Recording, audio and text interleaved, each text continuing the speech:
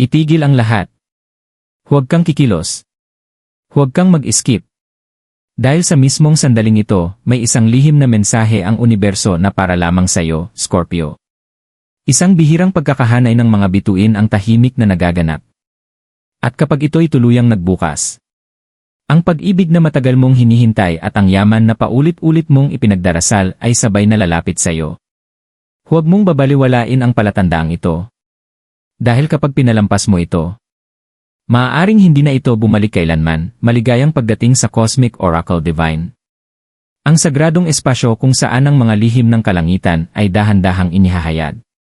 Dito, hindi kami basta nagbibigay ng mensahe. Binubuksan namin ang mga pintuan ng tadhana. Scorpio, ikaw ay pinili ng enerhiya sa pagkakataong ito. Ang mga bituin ay hindi nagkakahanay ng walang dahilan. At ang universo ay hindi bumubulong kung hindi ka handang makinig. Huminga ka ng malalim, buksan ang iyong isipan. Dahil ang mensaheng ito ay maaaring magbago ng direksyon ng iyong puso, ng iyong buhay, at ng iyong kapalaran. Scorpio, sa likod ng katahimikan ng kalangitan, may nagaganap na hindi pangkaraniwan.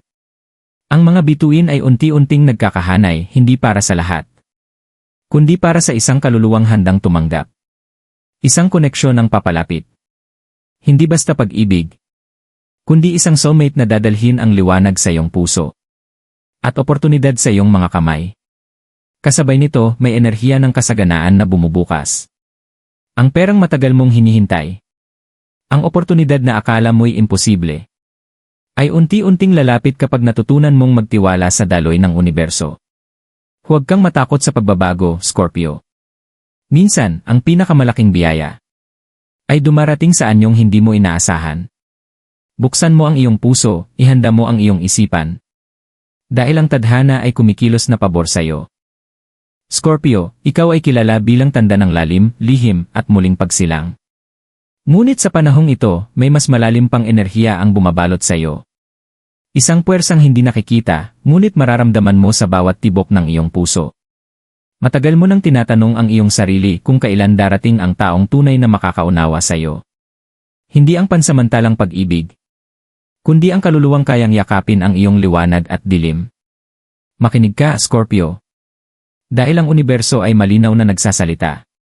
Ang koneksyong ito ay papalapit na. Ang soulmate na ito ay hindi darating ng maingay. Hindi ito biglaan. Ngunit kapag siya'y pumasok sa iyong buhay, mararamdaman mo ang kakaibang kapayapaan. Parang matagal na kayong magkakilala sa ibang buhay. Kasabay ng pagdating ng pag-ibig, may pintuan ding bubukas sa larangan ng kasaganaan. Ang enerhiya ng yaman ay umaayon sa iyong landas. Ngunit hinihintay nitong makita kung handa ka bang tumanggap. Scorpio, minsan ay ikaw mismo ang humaharang sa biyaya. Dahil sa takot na masaktan muli. Ngunit ang mensaheng ito ay malinaw.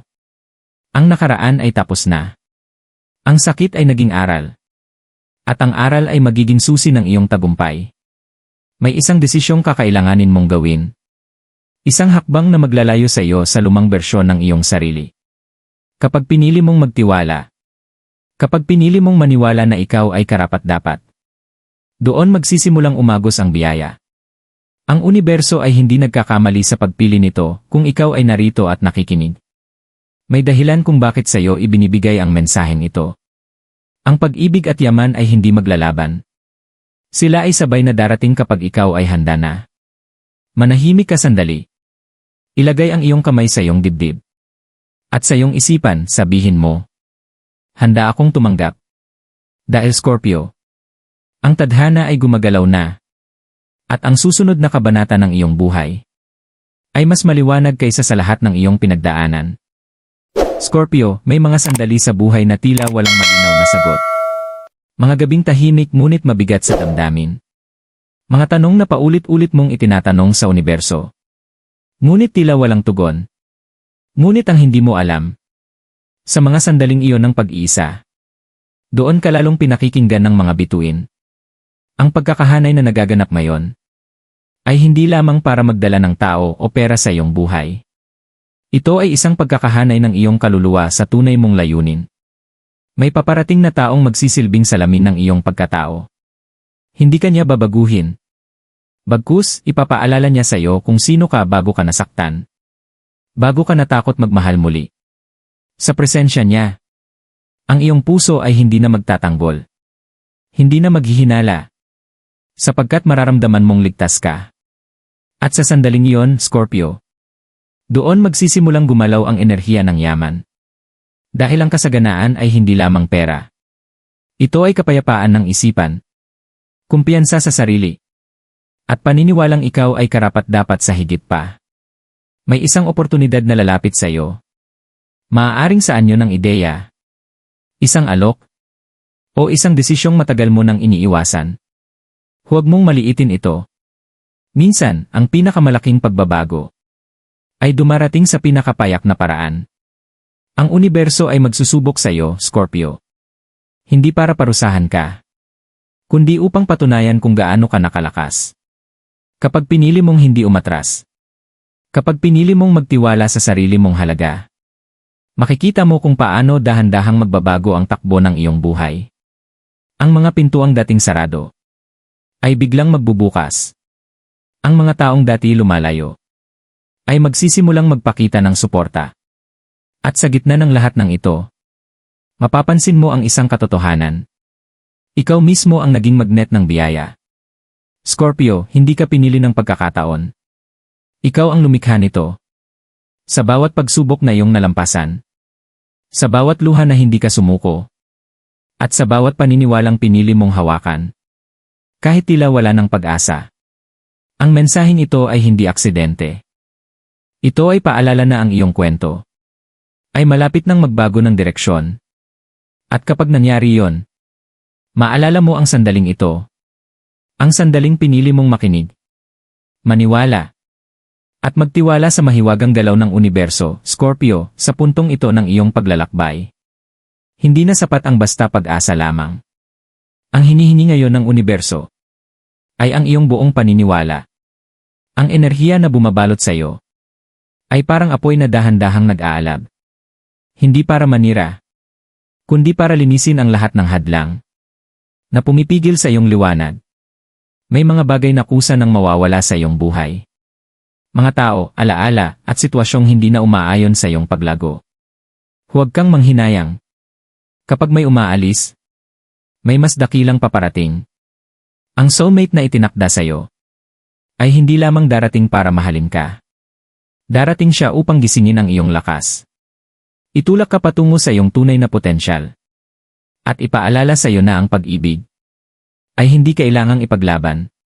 Ito ay kusang dumadaloy kapag tama ang oras. At sa oras na yon, Scorpio, ang yaman ay hindi na magiging panaginip.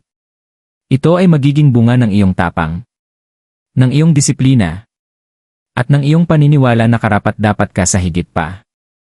Makikita mo kung paano ang mga pagkakataong dati hindi ka pinapansin ay biglang lalapit sa iyo.